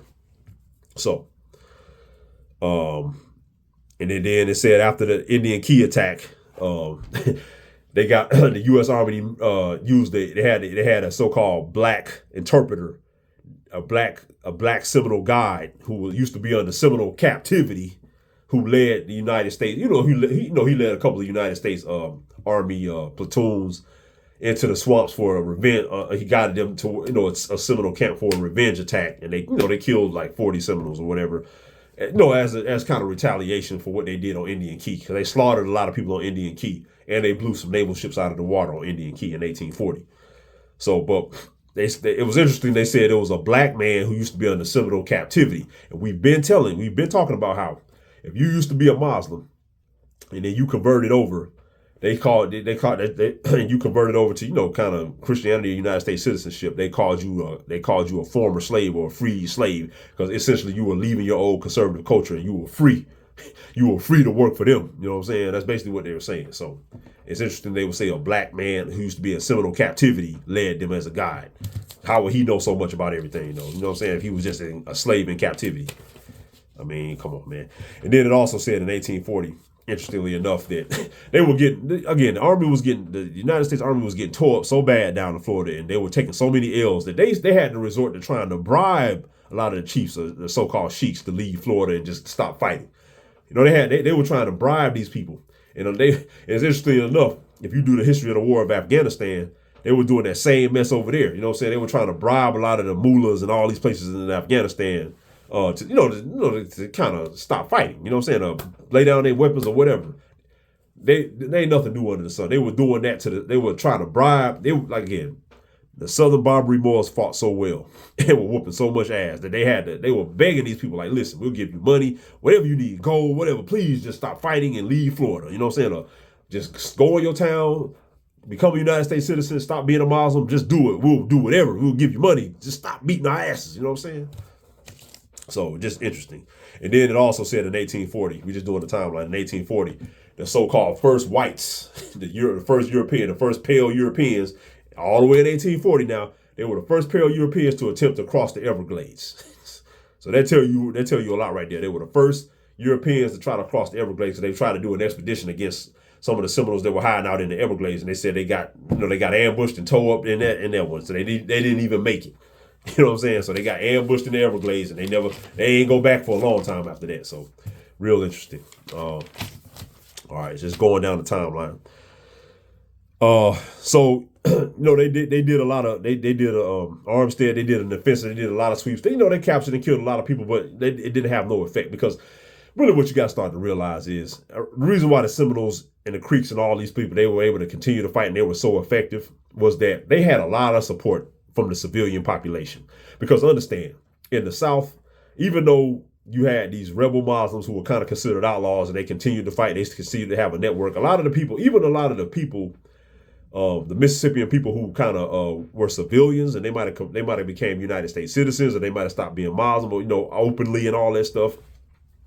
A lot of these people, the people who were still fighting, were a lot of their family members and stuff like that. A lot of the people secretly still believed in the cause.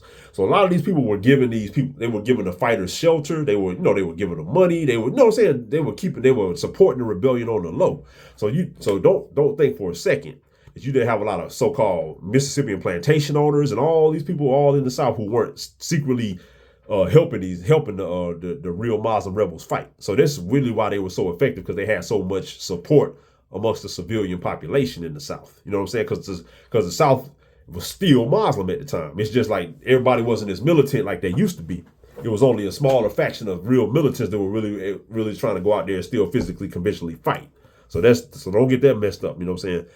So, but it did say, again, they did a new offensive, but it didn't work. So by 1841, they said Armstead was replaced by William Worth. And with William Worth, this is like the 7th general. So when he comes in, he said they kicked a lot of civilians out for trying. They felt like they had a lot of civilian contractors, just like they do now. And that's why they love all these wars, because everybody get to make money. But they said they had a lot of civilian contractors, and they started kicking a lot of them out because they felt like a lot of them were trying to prolong the war because they wanted to stay on the government payroll. So a lot of these people who want to be all up under the United States employees, and all of these people a lot of these people are really just lazy bums. They like a government paycheck, they like pensions, it was always been the incentive to a lot of these lazy bums to not want to deal with real American culture. They would rather deal with, this communist Marxist culture where you get a paycheck literally for nothing, for wars going on and just doing nothing and destroying lives and participating in corporate tyranny and all that stuff just because you want an easy paycheck. You know what I'm saying? They were kicking civilian contractors out of the army way back then for that nonsense. You know what I'm saying? So now, William Worth was the last general of the war. Now, in 1842, it said the U.S. officially ended the war and declared it over in 1832. And they said ultimately the Seminoles were allowed to stay. The Seminoles were allowed to maintain in Florida. A lot of Seminoles have been captured. A lot of them agreed to leave, but a lot of them were still. They basically said, we're done fighting. In 1842, the United States Army in Florida essentially declared defeat. And this is how you know they declared defeat, because when you win a war, generally you sign a peace treaty. They said there was never a peace treaty signed in the Second Seminole War when it was over. They declared it over. They pretty much left the rest of the so-called Barbary Moors and the Seminoles alone. They could stay in Florida, stay free, and maintain their habit. So that means that the Southern Barbary Moors, the Creek Wars, the Muslims ultimately won the Creek Wars. You know what I'm saying? And they defeated the United States Army in Florida. This is something that's never talked about. That's why all in the history books, all in school and everything, they always talk about all the Indian wars out west and the Plains Indians and all these nonsense. The King Philip War and all that stuff up in, you know what I'm saying? But they never talk about the Seminole Wars because it shows you how the Southern Barbary Moors ultimately won that war. You know what I'm saying? All the way from the War of 1812, the Barbary Moors of the South who kept fighting, they won the war. You know what I'm saying? It was ended in 1842. No treaty was signed, and it is what it is. You know what I'm saying? Now, moving on from that. Like I said, I know we're going a long time, but, you know, this is just kind of sometimes it's real information. You got to flow like that. So I hope y'all can stay with me and track with me. But it did say that after the war, around the time close to the end of the war, they passed the Armed Occupation Act, and this is what we're gonna piggyback into a small little segment right after this. But they passed the Armed Occupation Act in Florida, and what that basically was, it started. This is their Homestead Act mess, and their land grant mess. They started giving land grants in Florida to anybody. You know what I'm saying? Because understand, Florida is still Muslim territory after that time. You know what I'm saying? They didn't win anything. So the so-called the Muslims were still able to move around Florida, South Georgia, and all that in their habit and everything. Nothing changed. You know what I'm saying? The war was over. A lot of people died, but they ultimately were able to do what they wanted to do. Now, this is how you can tell. They passed the Armed Occupation Act, and it said anybody, any settler that could go down to Florida, effectively improve whatever land they had that was granted to them, and they could effectively defend themselves against Indian hostility. So they had to be able to defend themselves. So that just goes to show that the so-called the Moors in Florida, they were still able to do whatever they wanted to do even after 1842. Because any settler that came in, they told them off top. They said, "Hey, listen, you got to be able to defend yourself. We can't protect you down there from them crazy Muslims." You know what I'm saying? So now, and it did say that of course they kept raiding. Nothing changed, and nothing changed after 1842. They had a real short Third Seminole War in 1855, and that's literally 5 years before the so-called Seminole War. Civil War and everything. Now, and then ultimately, you gotta do the knowledge. These Creek Wars in the South and all this stuff. Ultimately, again, this is what inspired the Southern secession, because what a lot of the Southerners realized, the people who had sold out and left the Barbary states, they realized that if you stay on your square, you can actually fight, and you might have a chance to get your old customs back. And that's really what inspired them to do what they did. And they saw all the atrocities that were being committed about people who were just really wanting to fight and maintain their culture. You know what I'm saying? And all the trickery and thievery and corporate tyranny that was going on. They were like, no, enough of that. These are our family members. We gonna come together for one last fight. You know what I'm saying? And that's really what inspired the Civil War. So the fighting Muslims of the South inspired Southern secession. Don't get it messed up. You know what I'm saying? Because ultimately, they were trying to bring the Barbary states back. You know what I'm saying? Now, the moral of this story is, one of the takeaways from the Second Seminole War that y'all got to understand is, if you're going to fight any type of war, be it metaphysical, physical, psychological, mental, because life is war. Life is battlefield. Economics is war. You know what I'm saying? War is war. Like education is war. Everything is a battle in this third dimensional reality. Specifically in this Roman society, it's always a battle, and they basically want you to. And the key is deception to make you think it's not. Because if you don't think you're in a battle or you don't think you're in a war, it's going to be easy for your opposition to pretty much destroy you. You know what I'm saying? One of the main takeaways from the Second Seminole War that worked for the Seminoles and the Southern Barbary Moors was they made their enemies fight on their terms. You know what I'm saying? They didn't adopt the culture of the enemy, of the foreigner or the adversary, and try to fight the adversary on the chessboard, the checkerboard that the adversary created. You know what I'm saying? That's a lose-lose. You never win in a war like that. What the Southern Barbary Moors, aka the Seminoles, had, the Creeks, whatever, what they had in their favor was they kept their customs, they kept their language intact. They didn't, you know what I'm saying? They used what their adversary didn't understand to conduct their military campaigns, and that really threw the adversary off because they didn't know how to counter. They didn't know how to adapt to the landscape that the so-called Southern Barbary Moors, aka the Seminole, had the war theater that the Seminoles had set up for them, and that's ultimately why the Seminoles prevailed, is because they made them fight on their terms. So that's why it's important to keep your habit and your culture together and your language, and keep it to yourself, and don't just give it away, and don't be trying, not assimilate, because that's what's going to ultimately. You're creating a battlefield that you can control. So you never fight a war on anybody's terms. You never fight a battle on anybody's terms but your own. So value what you have that's indigenous to you, and force others to fight on your checkerboard. You don't ever fight on nobody else's checkerboard or chessboard. You know what I'm saying? And one thing about the so-called assimilated so-called African Americans and people who call it MBCs today, that's one of the main reasons why they never have anything, and they always find themselves at the bottom and they lose, is because they want to be a part of a European assimilated culture, and they want to fight, but then they want to complain, and they want to try to do battle on the conventional terms of that culture. You know what I'm saying? And they wonder why they're always losing and getting boots put up their ass. You know what I'm saying? It's never going to work out for you. You know what I mean? Now, again, hopefully y'all can hang with me on this, but I just wanted to talk about the Homestead Act of 1862, since we talked about the Armed Occupation Act at the end of that drop. Let me get my joints together. Another thing you got to understand about this, if you look at pictures of the Seminoles, this is how you know that Noble Drew Ali was the truth. Literally all the so-called Seminole fighters and the Creek fighters in the South look just like Noble Drew Ali looks on his. Look, if you look at pictures of Noble Drew Ali, they literally, the so-called Barbary Seminoles of the South dress just like Noble Drew Ali. They got turbans on, they got the long tunics, they got the Islamic clothes. That's why only the Moors can claim their fight, because only the Moors actually fought. The rest of y'all gave up and surrendered like punks. So again, we don't want to hear no more abos and so-called black Indians claiming nothing about the dang on Seminoles, because they was Moors. The Moors are the only ones who always fought. Everybody else gave in and tapped out like punks. You know what I'm saying? Now, we're just gonna talk real quick. We're gonna do a real quick talk about the Homestead Act of 1862. Let me see. Let's see. All right, now, and understand, the reason why we talk about the Homestead Acts of 1862 is because they were happening right when the Civil War was happening. So it's just very telling. It's just very telling about the details of the Homestead Act of 1862. Very telling about a lot of stuff that's going on now. So the Homestead Acts of 1862 were several laws. This is just doing some notes.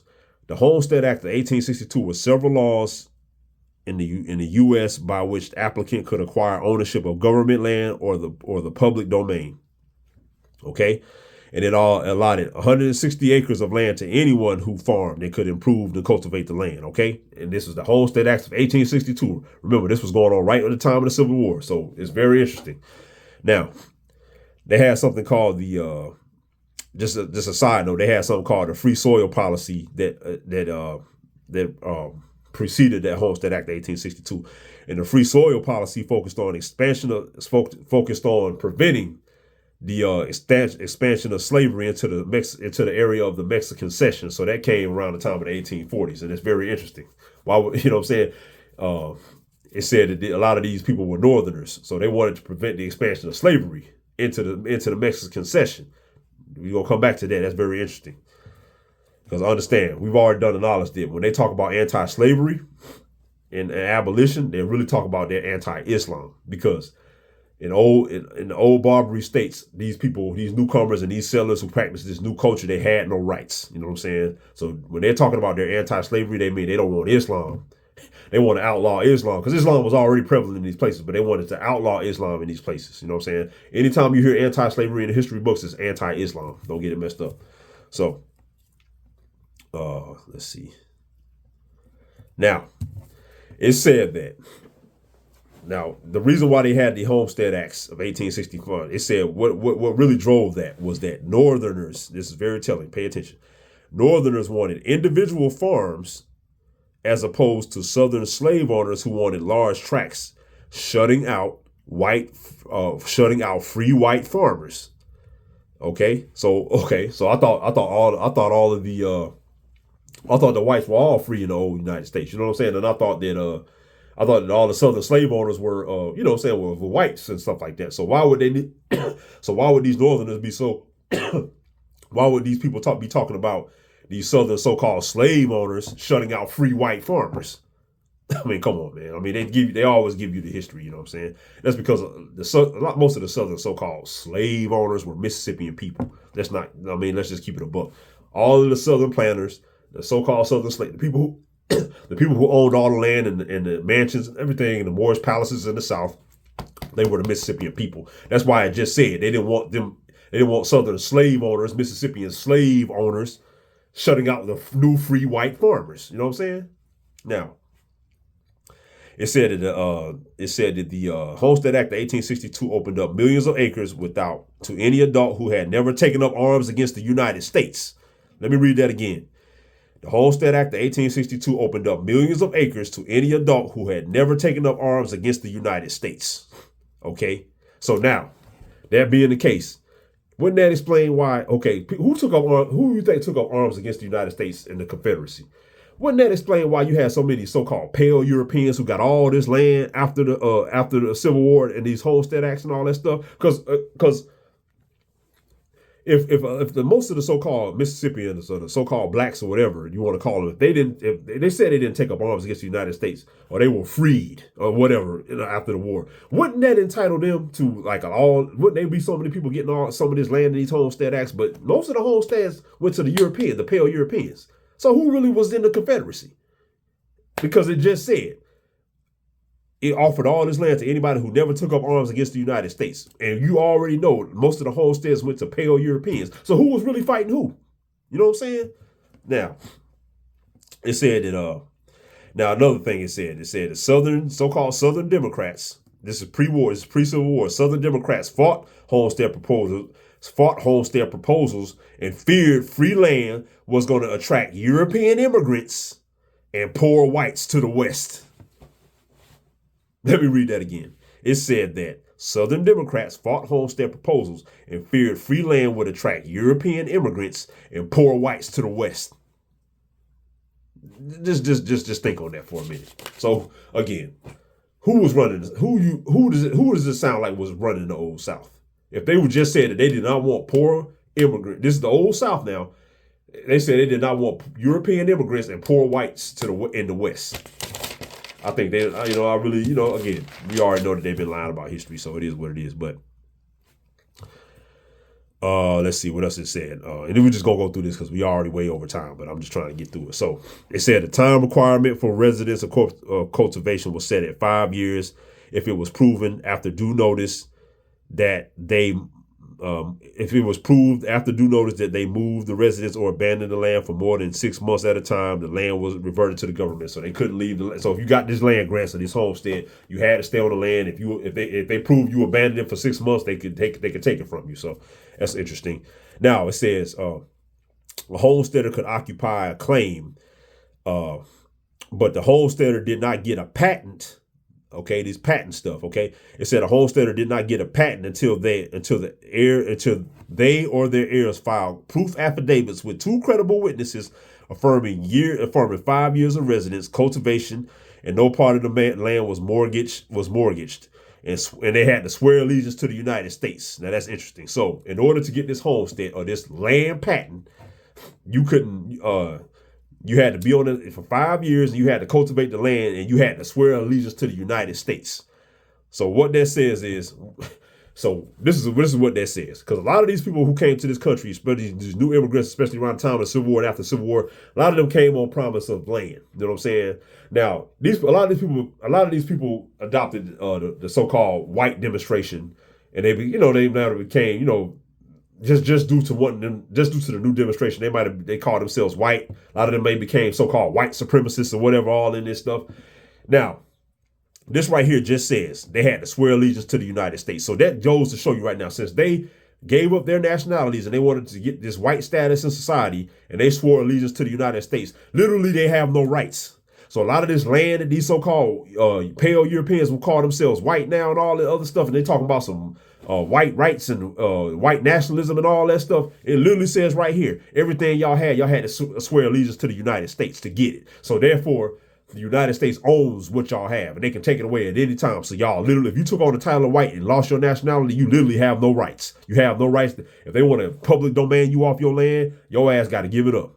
So y'all spent all this time thinking y'all was all white, high and mighty, but y'all gave up y'all nationality and y'all wanted to be white, and now you ain't got no rights. If they want to take it away from you, they will, because it just said, for everything a lot of y'all got, y'all had to swear allegiance to the United States. So you gave up your nationality and you ain't got no rights either. Y'all funny as hell. Oh, the okey doke, nigga. All right. Now, it also says it gave the Homestead Act gave rise to land rushes, Oklahoma, land rushes, Oklahoma. Now, it also said that, of course, people manipulated provisions to gain control of resources. We already know that went on. A lot of criminality, and false claims, bribes. They said they gave so much free land away in the Great Plains, and these people didn't know how to farm, didn't know how to do anything. They created the whole Dust Bowl crisis in the 1930s because they had tore up the land so bad. They just gave the land to all these people who didn't know what the hell they were doing. You know what I'm saying? So again, a lot of these people have not earned anything through merit, and they caused a lot of damage and destruction just trying to get something for nothing. That's why, again, we always dealt with a society of merit. A lot of this new Roman stuff, it's based on getting benefits for doing absolutely nothing. You know what I'm saying? And that's why it never works out. You know what I mean? So, again, the moral of this, the Homestead, and we just want to do the Homestead Act because, the Homestead Act of 1862 shows that the majority of the Southern rebels were the old Muslims. The Mississippian people were the Confederacy because, again, it said anybody who didn't take up arms against the United States would get free land. So and they also had the Confiscation Acts of 1861 and everything. So they were taking Mississippian people's land and putting it under public domain and redistributing it to these new foreigners who had just started coming in. You know what I'm saying? So that goes to show why a lot of the pale European, a lot of the more, light-skinned Europeans started getting everything, because a lot of them were from the Union. They weren't from the Confederacy, but they always told us that the Confederacy was racist, and you were slaves in the Confederacy. But if you was a slave and you were getting free, wouldn't you have gotten a lot of homestead land afterwards? Come on, man. Now, one thing it does say, again, we already talked about how these white supremacists are doomed, because a lot of their ancestors gave up their nationalities to be white. You know what I'm saying? So they ain't got no rights. Let's just keep it a buck. And, okay, it also shows that since it did say that to receive a patent, a land patent, you also had to swear allegiance to the United States. So that goes to show anybody pushing this propaganda about some land patent and all that stuff, literally they're putting you right back into they're putting you back into a denationalized state. There's no such thing as a land patent. If you got a land patent, you're swearing allegiance to the United States. That means you have no rights. That means you're just an employee and they're giving it to you. You might as well be marching for civil rights if you talk about having a land patent. There's no such thing. You know what I'm saying? The only way you're going to get the only way you're going to ever get anything back as a Mississippian people is through a holy mandate, international recognition, and renationalization, and readopting your Moorish demonstration in this land. That's the only way you're getting anything back, and through proclamation. You're not going to get no land patents. There's no easy way of getting this stuff, and there's no scamming, easy paperwork trickster way of getting it. You know what I'm saying? You're gonna have to go through the turmoil in the proclamation process and renationalization process organically to get anything back. You know what I'm saying? Don't get it messed up. You know what I mean? So yeah, just doing the knowledge to that, man. I thought that was interesting. Just more death blows to the fake slave narrative and all the nonsense they be teaching us. Man, I did a marathon tonight, and I hope y'all can hang with it and go replay it and really get something from it. But just wanted to do the main thing. The main thing we was addressing in this, the main moral I wanted to take from this is to always stand on your square. Don't, you know what I'm saying? You have a lot of people out here who don't want to stick with just because it gets hard, it gets tumultuous, and they don't, and the path may get tough, and God and Allah may test you for your, for your ultimate destiny. You stay on your square, you keep fighting, you keep going, no matter what. People who switch sides, they always lose. And you can see in this history right here, but the people who stay down and come up at the end, whether in this life or the next, they always come up. No matter how hard it gets, you stay down and come up, and you just strive through it. You know what I'm saying? But anyway, Sheekamauga Alamassee-El doing a marathon for y'all. I'll tap back in with y'all later. Peace.